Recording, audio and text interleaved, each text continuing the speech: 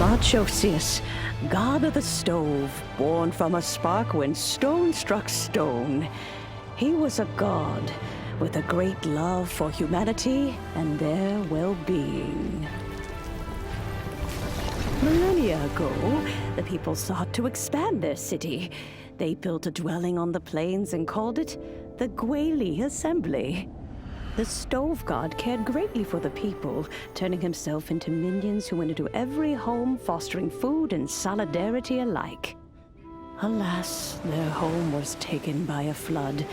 The waters ravaged the Gueli Assembly and forced the people back south to Liyue Harbor. Though the distance was not far, the journey was plagued by a terrible storm. For a dozen days, the Adepti stayed by their side. During this time, the stove god cooked an ancient delicacy, flatbread with a meat sauce to stave off the cold and damp, fit for those on the move. Centuries later, disaster and plague arose once more. The stove god would appear no longer, for he placed all of his power into the land itself to quell the calamities. His power expended, and his wits greatly reduced. Thus his body decreased in size. By the time he parted ways with us, he wasn't even the height of a human. He told Rex Lapis and I of the dishes that bring joy and of the secrets of the flame, then went into the mountains and entered into a long slumber.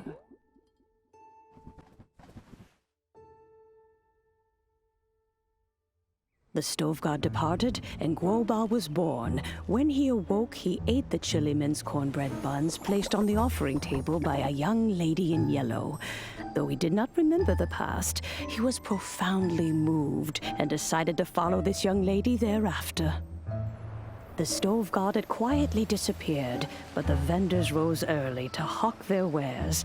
People went out to buy goods, lit their stoves, and cooked food, just as they had done every day for as long as they could remember. In Liyue, things have always been this way.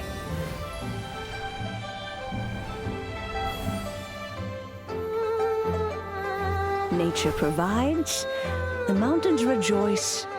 We are blessed by heaven's good grace. Years have gone by. The world has transformed, but our way of life survives.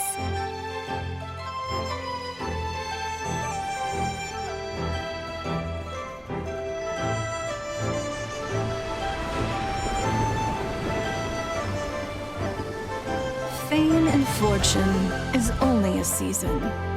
It is the moment that we should embrace.